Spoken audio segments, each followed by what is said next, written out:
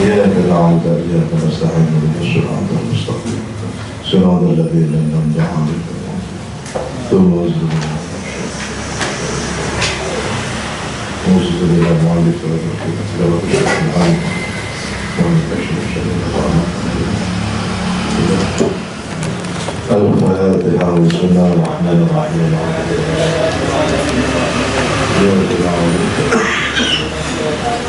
صراط الذين أنعمت عليهم غير المغضوب عليهم الفاتحة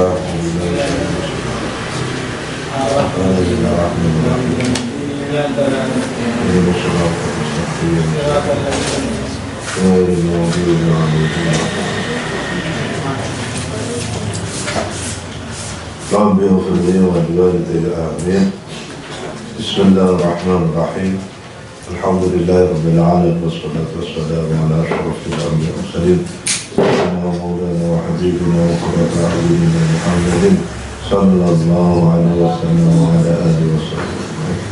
سبحانك لا علم لنا إلا ما علمتنا إنك أنت التواب الرحيم. رب اشرح لي صدري ويسر لي أمري واحلل عقدة من لساني يفقهوا قولي. أما بعد.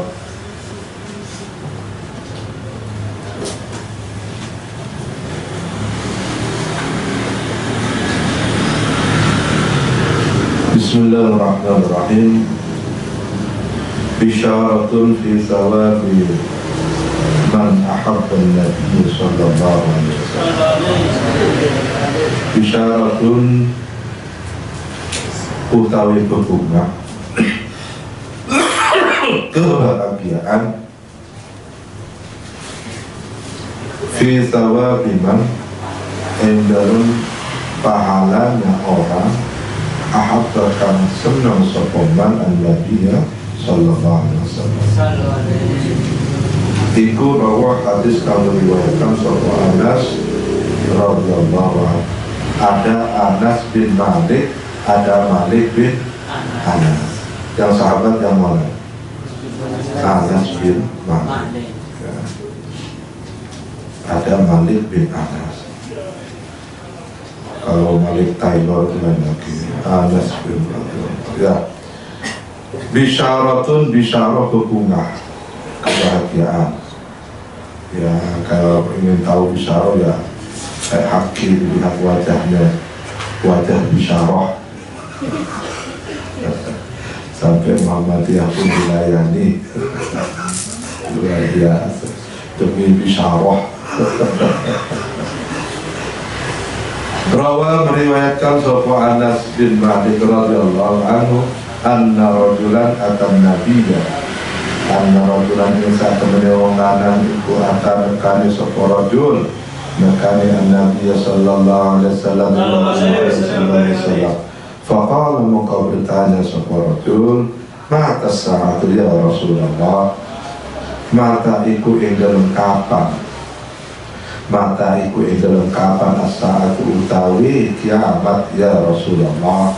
Wah, itu jadi 1444 tahun yang lalu para sahabat sudah bertanya kiamat. Ya, sekarang sudah gak ingat kiamat.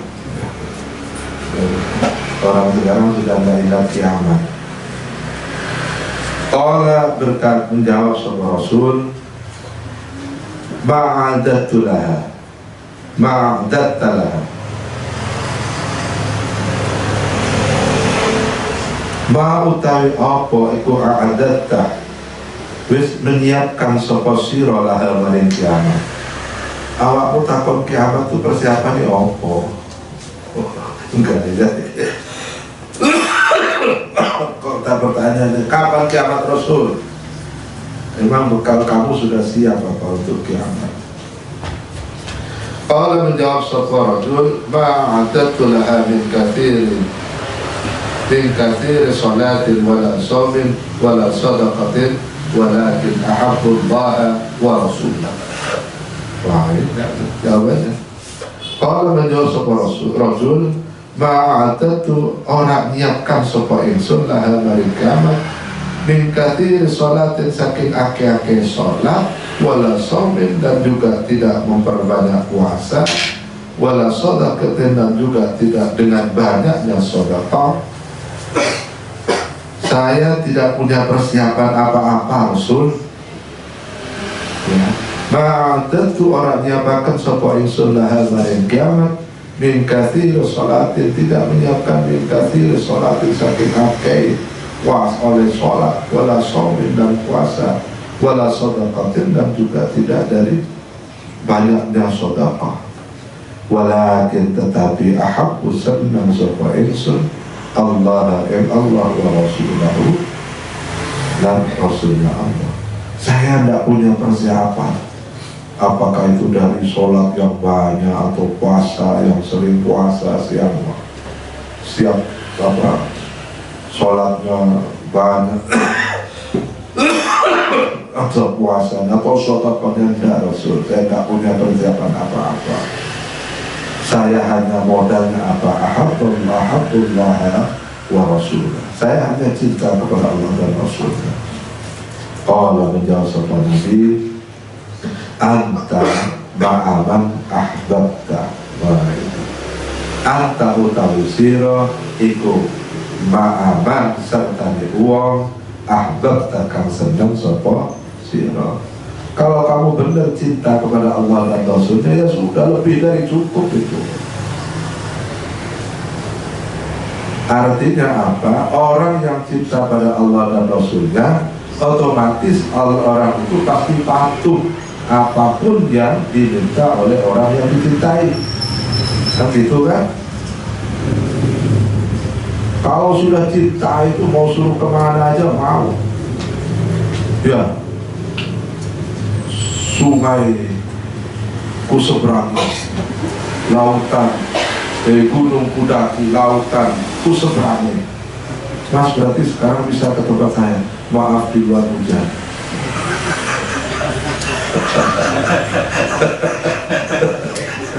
Gunung ku daki, lautan ku seberangi.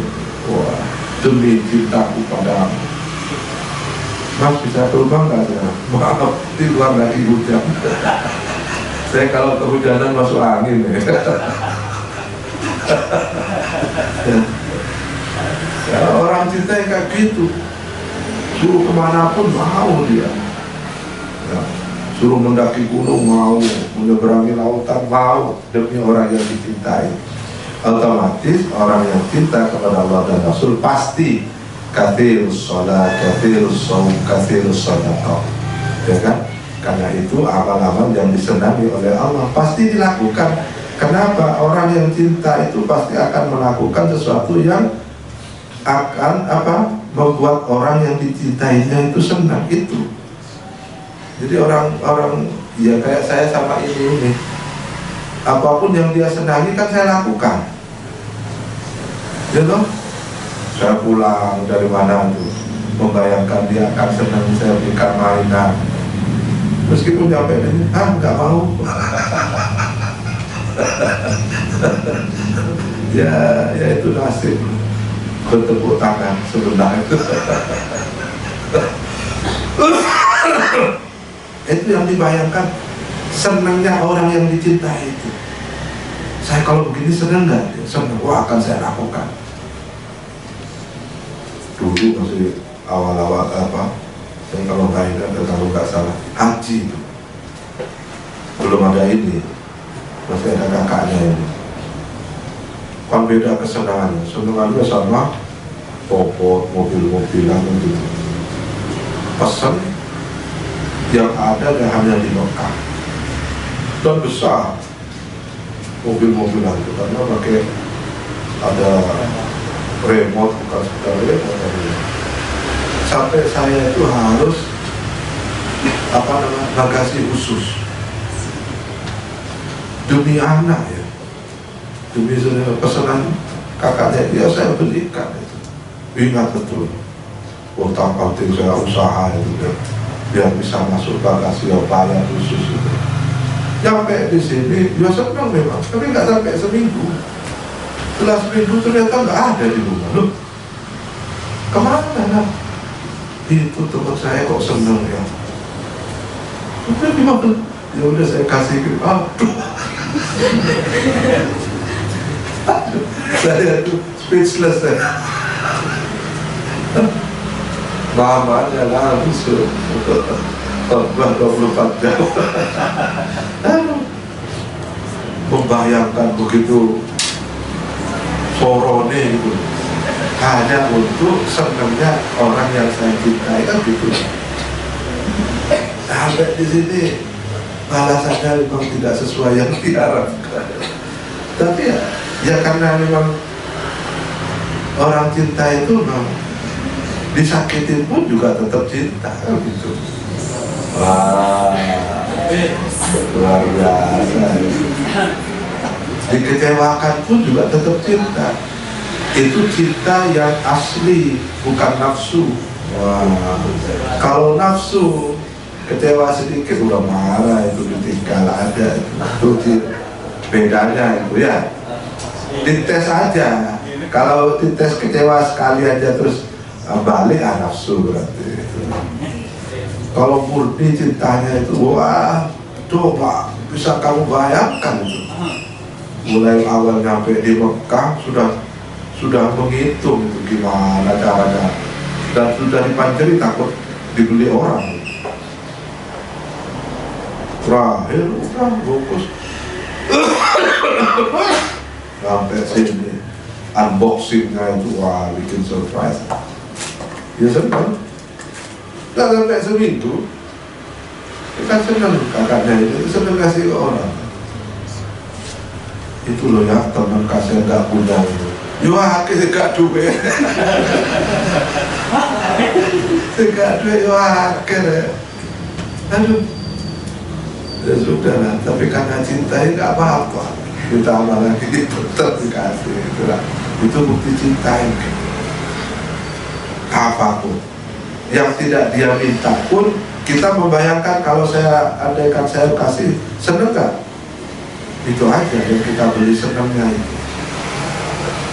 Makanya dengan modal walakin ahabballah wa rasulah, itu sudah artinya melampaui katsiru sholatin wa shaumin wa sadaqah. Pasti itu. Kok orang cinta kepada Allah nggak sholat, ya berarti nggak cinta gitu. Ya kayak tadi itu, kemanapun dia, gunung akan kuda, laut pun kuseberang, hutan ku terjang. Sekarang bisa berubah, maaf di luar hujan. Loh, kenapa kalau hujan lah? Katanya hutan dijebrang, dia hutan diterjang. Tapi kalau hujan nggak berani. Kenapa? Masuk angin. Kerokannya seminggu nanti saya di. Itu ya gak cinta. Qala rasulu ahabbu rasulu qala anta ma'aman ahbab. Sudah kata kunci kata Rasul, anta ma'aman ahbabta, kamu akan bersama orang yang kamu cintai. Jadi artinya apa? Tiket surga.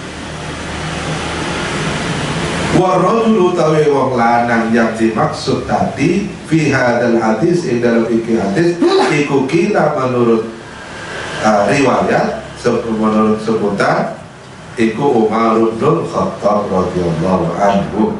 Umar bin Khattab. Wakila ada juga yang menyebutkan Abu Musa al-Asy'ari radhiyallahu anhu. Yang dua-duanya memang sudah dijamin masuk surga. Ini syakul minar rawi namanya ya. Kila wa qala.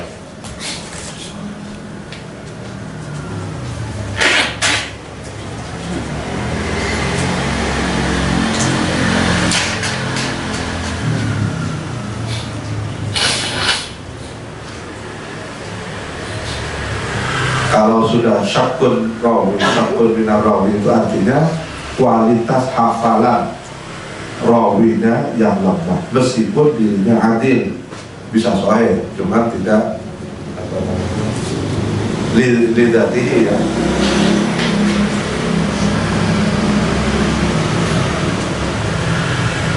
Karena kan dua syarat ini, syarat seorang rawi itu adlun dhabitun. Dia adil dan dhabit, memorinya kuat. Tapi kalau suruh milih antara adil dan dhabit, lebih dipilih adil. Meskipun hafalannya lemah, asalkan dia adil, masih bisa diterima riwayatnya, ya, masih bisa. Tapi kalau sudah tidak adil, meskipun dhabit, nggak diterima. Tidak jujur, pintar, lu raiso diterima. Entek 400 triliun, entek apa?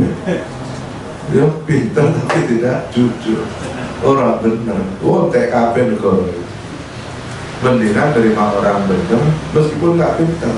Kenapa? Memintarkan orang yang tidak benar, yang benar itu lebih mudah dibanding membenarkan orang yang pintar. Ya, orang kalau udah pintar dia tidak benar karena dia sudah bermain dengan logikanya sendiri. Teori, menurut doa sini.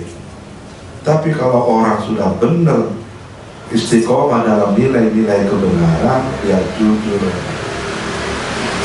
maka mudah dia diberi pengetahuan, ditambah dia akan menerima. Dia sudah menerima dengan sebuah kebenaran. Tapi orang pintar orang pintar itu bukan pada kebenaran, tapi lebih pada pengakuan. Ya, ilmu itu lebih pada pengakuan, bukan pada kebenaran. Makanya kalau diskusi berbasis keilmuan tanpa dilandasi moral, maka diskusi itu akan hanya menunjukkan siapa saya.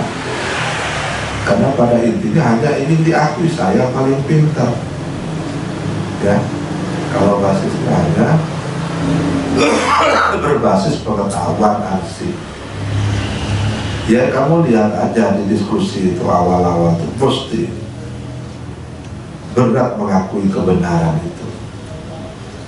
Karena yang dicari bukan kebenaran, tapi pengakuan. Nah, musyawarah karena sudah di breakdown, pesertanya itu sama, tujuannya sama untuk mencari kebenaran, maka tidak butuh pengakuan, tapi sama-sama mengakui mana, merumuskan mencari mana yang benar. Itu musyawarah, wasyawir itu benar. Tapi kalau diskusi, mujadalah, ya itu, ya, debat kusir itu. Mau kusir aja nggak debat, sampai debat, ya. Ya, ciri ilmu itu ya, ana khairum minhu khalaqtani min narin wa khalaqtahu min tin. Kenapa? Karena karakter ilmu itu dinamis. Karakter ilmu itu sendiri dinamis, sehingga tidak ada yang final dalam ilmu pengetahuan itu. Nggak ada kebenaran final, itu nggak ada. Pengetahuan terus bersifat dialektis, nggak bisa dipatok ini benar. Iya, sekarang jam sekarang benar, 1 menit kemudian bisa salah. Kenapa? Bergeraknya bersama kehidupan ini. Jadi pengetahuan itu selalu bergerak, dinamis. Tidak ada kebenaran yang berhenti, itu tidak ada dalam pengetahuan. Tapi kebenaran dalam agama kan sudah pasti nilai kebenaran, sudah ada garisnya dan relnya. Ya, begitu ada masuk kepada nilai-nilai kebenaran agama, maka pengetahuan harus tunduk pada kebenaran agama itu. Kebenaran yang bersifat universal, hukum absolut itu, ya, bahwa hukum harus tunduk pada kemaslahatan, bukan pada kebenaran. Jadi di situ wajar kalau orang dalam pengetahuan diskusi ilmu pengetahuan tidak akan pernah ada titik temunya. Ya, kenapa? Karena memang karakter ilmu itu dinamis. Karakter ilmu itu dinamis. Kalau berhenti itu bukan ilmu, tapi doktrin, kalam, teologi. Ayo, kamu berbeda, neraka. Oh, itu bisa ancaman sudah.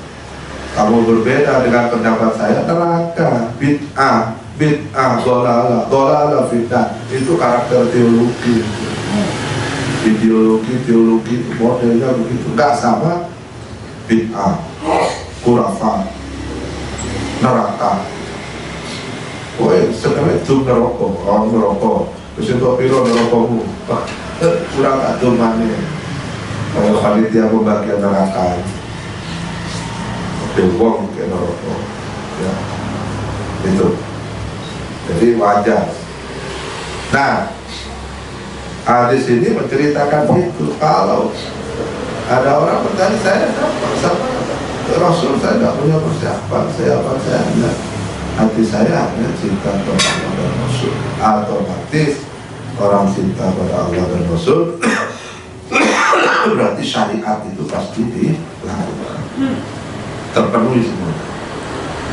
Wakila Abu Dzarrin radhiyallahu wakila ghairuhu. Wah, ini saking pusingnya ini. Kayak gila ya. Kalau nggak salah Umar bin Khattab itu. Tapi katanya Abu Musa al-Asy'ari. Tapi konon Abu Dzarrin al-Ghifari. Siapa ini sahabat ya? Siapa? Abu Dzarrin al-Ghifari. Hah? Sahabat ya, tunggu apa? Boleh ke siapa? Ke Google.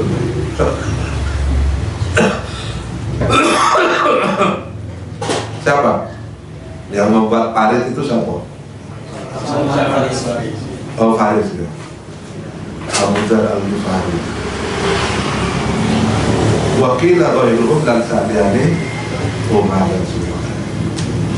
Ya, artinya ini mereka yang sudah tercover, sudah terjamin surga. Kalau sudah disebut sahabat itu pasti surga. Ya, sahabat itu jaminan surga. Kalau orang sudah gelarnya sahabat, itu ya surga. Siapa sahabat itu? Orang yang beriman, bertemu dengan Rasulullah dan beriman sampai mati beriman, meninggalnya dalam keadaan beriman. Itu sudah surga, itu sahabat.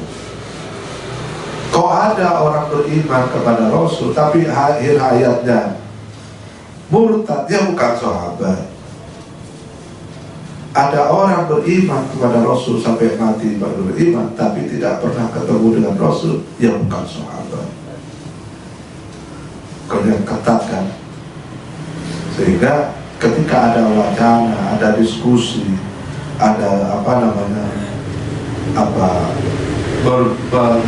membicarakan tentang sahabat, ya kita lebih baik menghindar kalau membicarakan hal unsur kemanusiaannya yang tidak baik. Pasti ya ada sahabat yang tetap manusia yang tidak maksum, pasti ada unsur tidak baiknya, tapi tidak baiknya itu sudah selesai dan dimaafkan oleh Allah karena sudah dijamin surga. Nah, kita nggak usah ikut-ikutan menyalahkan sahabat itu. Ya, nggak usah ikut-ikutan. Kullu sahabah udul dalam rawi kan, dalam ulumul hadis itu sudah nilainya sudah. Kalau sahabat udul, kulluhum udul. Kalau sudah disebut sahabat udul, tak perlu ditakrij, ya. Baru kalau tabi'in berlaku, ya. Abdul Rawi itu berlaku. Tapi kalau sahabat itu udah lewat. Karena orang yang ketemu Rasulullah, beriman, mengikuti Rasulullah, itu orang yang sudah hidupnya memang untuk Islam, ya, tidak mungkin, ya. Itu sahabat luar biasa.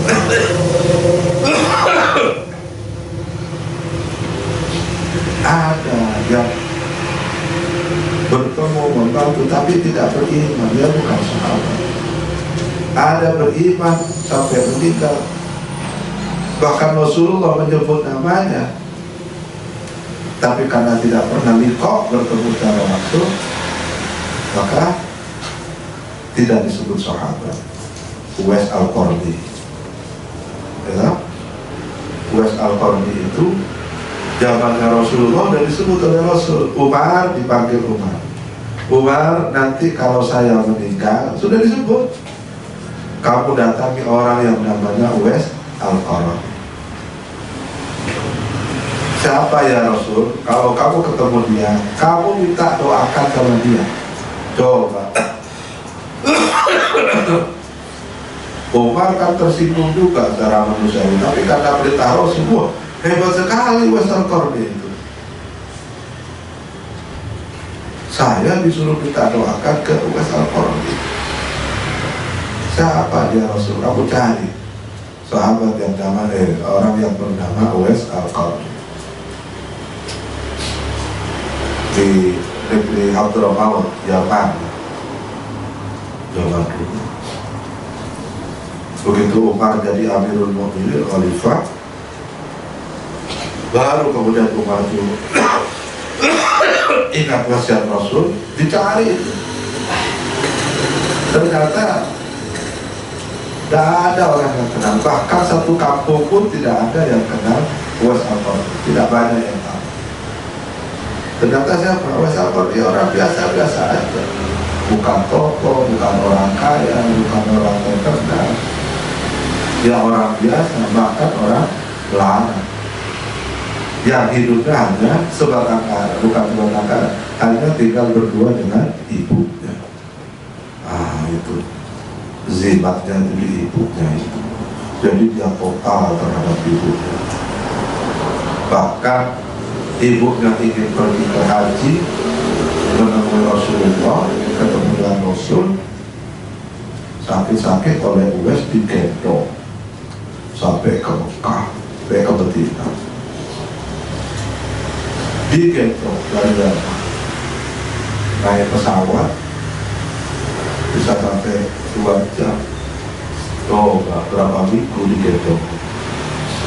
Kayak sekarang kan banyak orang tawaf tuh gendong orang tuanya gitu, ya itu gitu.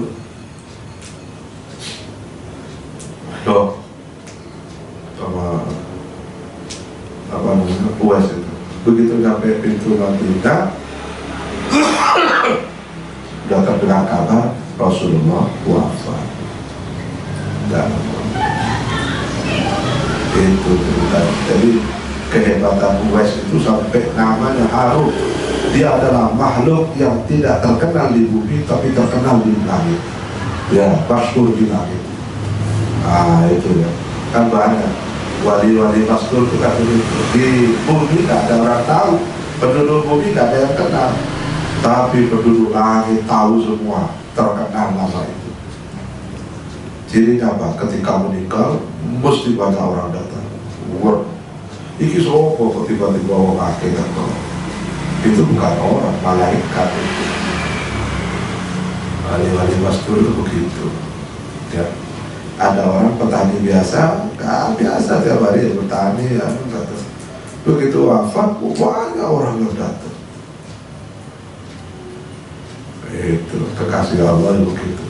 Yang datang malaikat itu berupa manusia. Nah, yang Umar ya sampai ke Uwais, minta doakan karena perintah Rasulullah. Sambil penasaran Umar bertanya, kamu siapa? Kok saya sampai suruh minta doa kepada kamu? Saya tidak punya amalan apa-apa.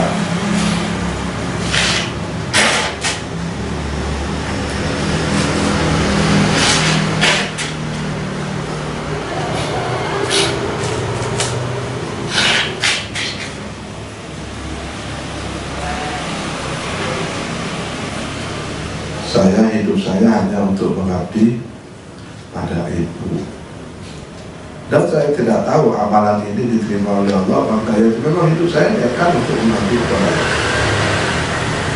hanya itu.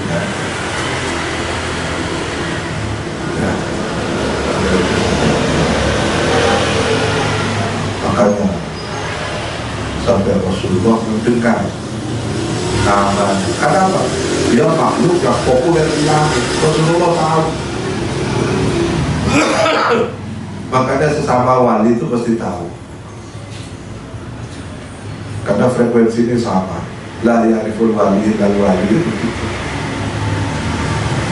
Sesama wali itu tahu, karena sama-sama terkenal di langit, tapi di bumi nggak terkenal. Dia lebih baik itu daripada terkenal di bumi nggak dikenal makhluk langit. Ya. Wa an Safwan bin Qudamah radhiyallahu anhu qala hajartu ila Nabi sallallahu alaihi wasallam fa ataituhu fa qultu ya Rasulullah inni ahabbuka qala al-mar'u ma'a man ahabbu. Jadi ada ini namanya hadis asy-syawahid, ya, hadis yang menguatkan matanya sama, ya, matanya sama, tapi sanadnya berbeda. Ini namanya hadis syahid, syawahid, hadis yang saling menguatkan. Kalau derajatnya hasan bisa naik menjadi sahih. Hajartu hijrah sapa ingsun ila Nabi sallallahu alaihi wasallam fa ataitu moko nekane sapa ingsun ing Nabi fakultu moko bertanya, maka berkata sapa ingsun ya Rasulullah inni ahabbuka ini satu unsur itu ahabbu itu senang sapa ingsun kaya sira. Qala berjawab sapa Rasul al-mar'u ma'aman ahabba. Redaksi yang lain anta ma'aman ahbabta. Al-mar'u utawi wong iku ma'aman sertane wong ahabba kang seneng sapa al-mar'u. Ya. Itu modal kita apa? Ya senang pada Rasulullah. Kalau senang pada Rasul, ya insya Allah kita akan besok tergolong umatnya yang mendapatkan syafaat. Amin. Amin Allah. Amin. Ini sudah kode. Dari bisyarah sudah kode. Dari sohibul bisyarah. Itu kalau tadi dulu kita kenal amin. Ini harus mati. Wa ruya anna rajulan atan Nabiy sallallahu alaihi wasallam qala ya Rasulullah la anta ahabbu ilayya min ahli wa mali wa inni la adhkuruka fama asbar hatta aji'u fandur ilaik fa'araftu annaka idza dakhalta al-jannata rufi'ata al-yamir la araka fa'anzalallahu ta'ala. Jadi banyak ya amal cerita tentang bagaimana kalau kita mencintai kepada Rasul. Memang untuk cinta kepada Rasul harus tahu sejarahnya Rasulullah. Kita nggak tahu gimana akan mencintai Rasul, mencintai seseorang kalau tidak tahu. Tidak kenal maka tidak sayang, itu benar.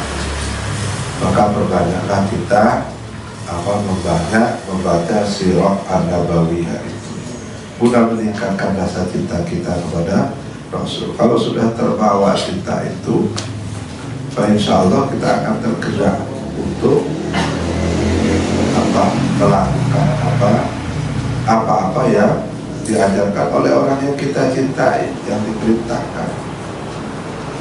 Karena terbayang bagaimana perjuangan Rasulullah, terbayang gimana ketika para sahabat datang masa pandemi kelaparan, minta makan sama Rasul, banyak kepada Rasul, jangan sikap Rasulullah apa? Saya kelapar, ternyata Rasulullah apa?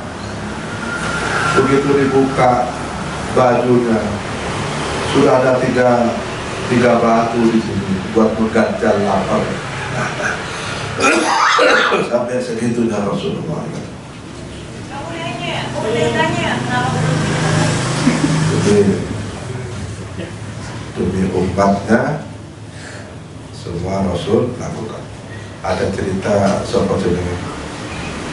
Sayyidina Ali, salah satu sahabat Rasulullah. Jadi menjelang Idul Fitri, beliau membagi gandum dan kurma. Ada berapa hari dibagi ke fakir keliling dipakul sampai habis. Begitu hari raya sudah ada sahabat bertamu ke Sayyidina Ali. Baru di pintunya, wah langsung tercium bau tengi. Bau tengi apa? Ternyata Sayyidina Ali sedang memasak gandum yang busuk. Baik. Jadi sebelumnya, 2 hari sebelumnya, sebelum hari raya, beliau membagi-bagikan gandum dan kurma yang baik-baik kepada orang-orang miskin. Tapi untuk dikonsumsi sendiri keluarganya, dia pilih yang busuk-busuk itu. Lan tanalul birra hatta tunfiqu mimma tuhibbun. Kalau sekarang kan enggak. Kita sedekah aja beli duit sing paling enak. Gitu. Terus paling enak, paling kecil, gitu. Terus paling enak, paling kecil.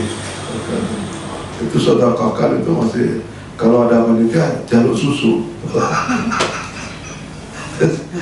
Dan menempel gitu ya. Lan tanalul birra hatta tunfiqu mimma tuhibbun. Itu maksud saya. Konsep kepemilikan itu di sana. Karena rasa memiliki kita itu masih tinggi, sehingga ada rasa eman. Rasa eman karena apa? Merasa memiliki. Coba Allah itu masih kurang apa? Mengingatkan manusia bahwa kepemilikan itu tidak benar. Kamu bukan pemilik atas apapun yang melekat pada diri kamu. Coba sampai Ibrahim saya perintahkan menyembelih Ismail, karena begitu kuatnya Ibrahim merasa memiliki Ismail. Suruh sembelih. Sudah tahunan menunggu kelahiran anak. Begitu anaknya lahir, falamma balagha asyuddah, dia sampai kepada usia lahir, suruh sembelih. Itu apa? Bahwa Ismail itu bukan milik Ibrahim, bukan milik Ibrahim, tapi milik Allah. Itu kan sudah puncak kepemilikan itu orang tua pada anak itu puncak. Kalau anak sakit itu lebih baik orang tua.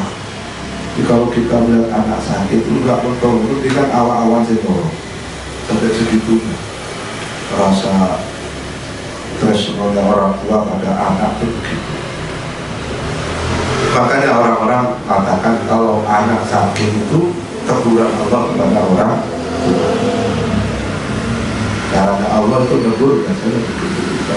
Katanya tidak ada benar lagi. Itu oleh Allah suruh sembelih. Udah itu bukan milik kamu Ibrahim, sembelih itu milik Allah. Ya disembelih oleh Ibrahim karena cintanya Ibrahim kepada Allah, melampaui cintanya kepada Ismail.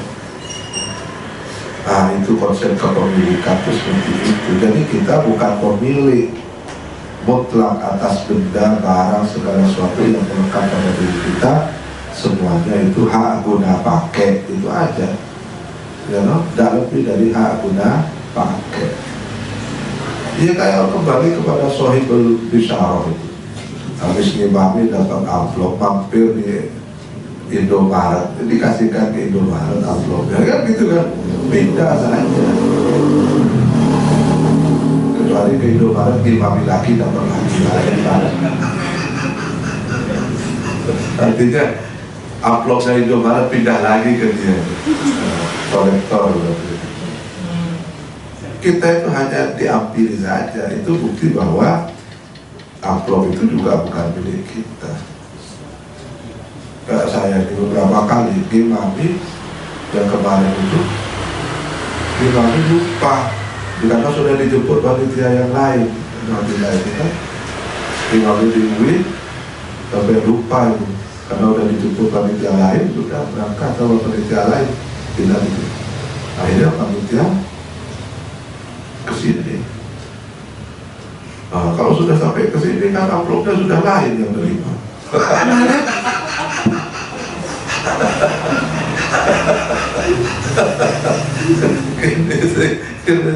Saya beri bayar.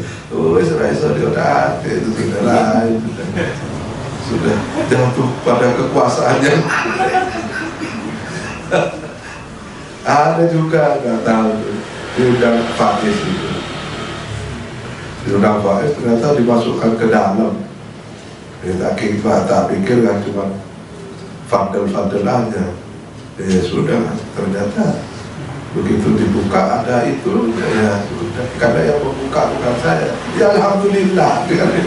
Berarti itu bukan milik saya meskipun saya yang diundang kan begitu. Itu loh, bukan milik. Dan sering gitu. Makanya jangan terlalu anu. Seperti itu Allah mengingatkan itu. Nah, itu tutup drekmu. Awakmu saya itu ya, tapi tutup drekmu. Apapun yang kita lakukan, pada akhirnya bukan mampir aja enggak. Coba. Mampir aja enggak. Itu Allah ya. Dan sering begitu. Nah, baru ya anna rajulan wallahu Al-Fatihah. Alhamdulillah. Ya Allah.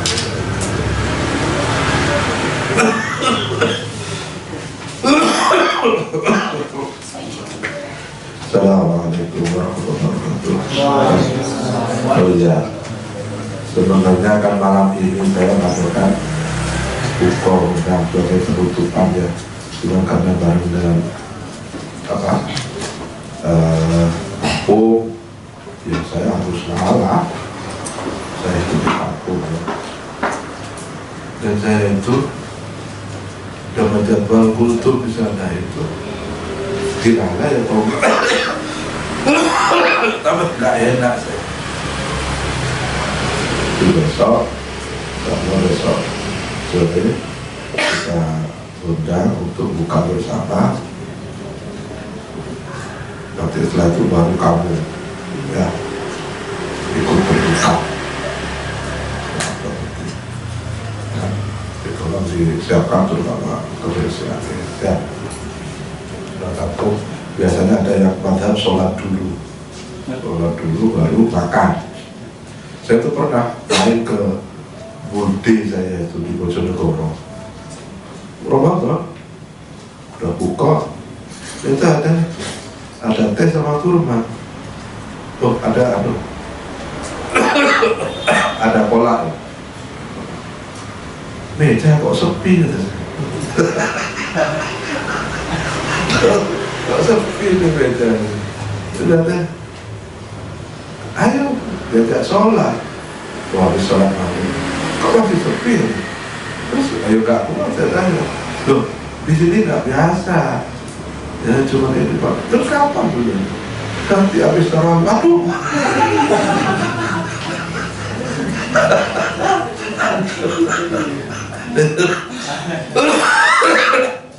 Tarawih so gelimpang.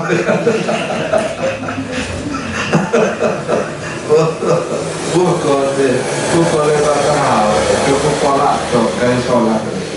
Wah di sini nggak biasa. Kamu enggak, saya kan bukan orang sini kan. Saya minta dikeluarkan duluan itu pengalaman itu. Jadi di satu wilayah kadang berbeda tradisinya ya. Tidak ada yang begitu. Nggak kebayang juga ya. Makan tolak cukup itu untuk modal sholat maghrib sampai isya dan tarawih. Wah hebat sekali. Nggak kebayang. Saya sudah protes ya. Mohon maaf saya bukan orang sini. jadi nggak ikut tradisi sini. Ya sudah.